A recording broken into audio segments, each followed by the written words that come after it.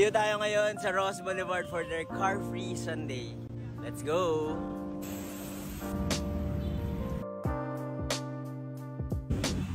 Ano mo masasabi na kapag bike ka na Ross Boulevard mo na sasakyan? Hindi ko ma-imagine na isasara nila yung Ross Boulevard kasi sobrang dinadaanan doon ng mga truck, ng kotse. Galing no, dito rin. Car-free na. Tayo ako ni Mark. Initiative daw ng City of Manila, sinasara ang Ross Boulevard sa mga motorista mula Katigbak sa may Luneta Park hanggang Quirino Avenue from 5 AM to 9 AM every Sunday. Ikaw po ba yung sa I Belong to the Zoo? Sinabi. Idol pala yun eh. Pupunta ka ba sa Dolomite Beach? Oh, click naman ng bibi na yan. Ha? May pangalan ba yan? Wala.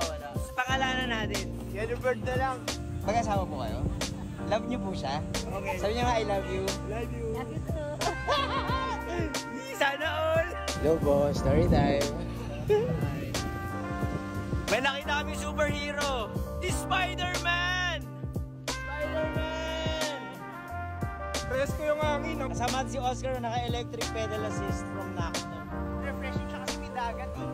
Iba yung simoy ng dagat habang nagbabike. Always watch your back. Kaya nakakagutom. Very safe yung feeling. Maganda naman yung road. So guys, try nyo yung Rojas Car-Free Sunday. Maganda rin dito. Pero sana masustain.